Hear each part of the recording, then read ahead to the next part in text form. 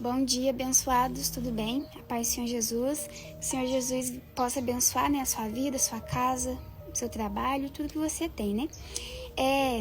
Uma coisa que eu também senti no meu coração que eu tô fazendo é o seguinte, né? Todos os dias, quando eu for falar o bom dia pra vocês, né? Antes eu tô falando a palavra, né? Que o Senhor nos deu, eu vou sempre estar falando alguma palavra, sabe, boa, profetizando algo bom sobre a minha vida e sobre a vida de vocês, né?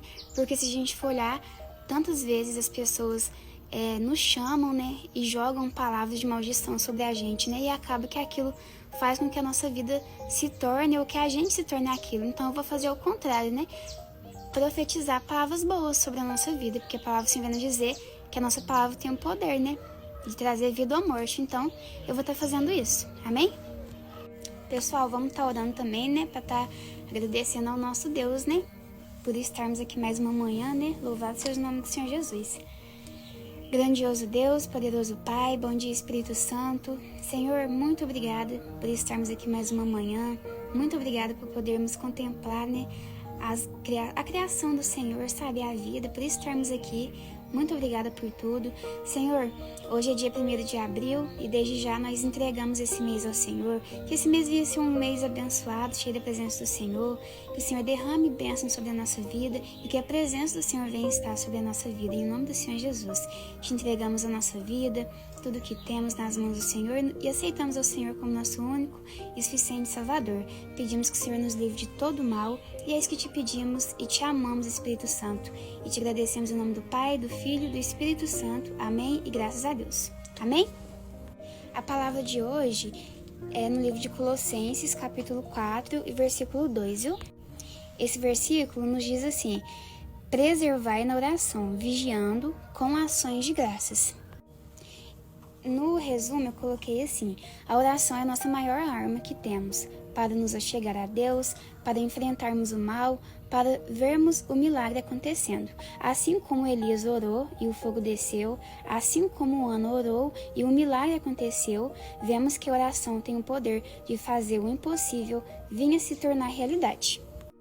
Pessoal, essa manhã, com esse versículo, o Senhor está querendo nos dizer a importância da constância que a gente deve ter com a oração, né? Tem um ditado, né? Acho que é um ditado que as pessoas falam, né? Que, se com Deus já tá difícil, imagina sem Deus. E é exatamente isso. E com a oração também é a mesma coisa. Se a gente já orando as coisas, muitas vezes fica, sabe, de uma forma ruim, assim, vamos dizer assim, né? Fora do nosso controle. Imagina a gente parando de orar, né? Pessoal, se a gente for olhar a palavra do Senhor, no Antigo Testamento, a gente vê que apenas os sumos sacerdotes que podiam entrar, né, no tabernáculo para falar com o Senhor. Então, algo que antes era tão restrito apenas para algumas pessoas, hoje é algo que é livre para todos nós, né, por conta do sacrifício que o Senhor Jesus fez, né? Então, eu acho que a gente muitas vezes não entende, sabe, esse mistério assim por trás dessa graça que foi nos dada, né? A gente não podia falar com Deus. As pessoas antigamente, se elas apenas pensassem em fazer isso, sabe, elas não podiam, elas poderiam ser mortas ali por isso, né? E hoje a gente tem essa oportunidade de estar falando com Deus, de estar apresentando a Ele a nossa causa, as nossas angústias, aquilo que a gente às vezes não consegue falar para as pessoas, a gente pode estar falando com Ele, só que a gente às vezes não entende que a gente tem essa liberdade, né? E eu não sei vocês, mas eu sinto que sempre quando eu deixo de orar, de ter aquela constância ali, tudo na minha vida parece que tá desmoronando, sabe? Eu começo a ficar muito nervosa, porque infelizmente eu já sou um pouco nervosa. Então eu vejo que a constância ali na oração, ela agrega muita coisa pra nossa vida, né? E nesse versículo vem nos dizer que a gente deve orar, né? Perseverar ali na oração e vigiando com ações de graças, né?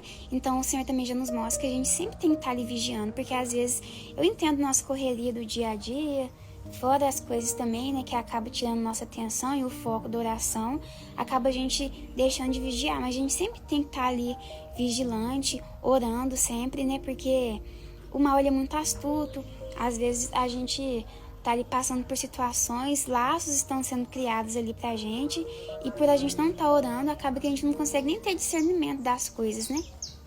Então é isso, pessoal. Com esse versículo a gente entende sobre a importância da oração e como a oração é importante igual eu coloquei aqui, né, fazer o milagre acontecer. Se a gente for olhar, várias histórias bíblicas nos mostram isso, né, que vários milagres vieram acontecer por conta desse ato de fé, né. Gente, a palavra foi no livro de Colossenses, capítulo 4, versículo 2, viu?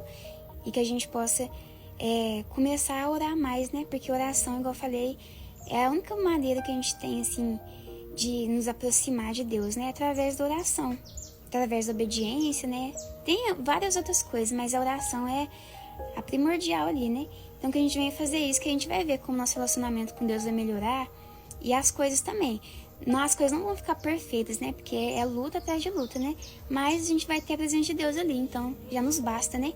Então que o Senhor Jesus venha abençoar o seu dia, né? E esse novo mês que se iniciou, né? Deus abençoe.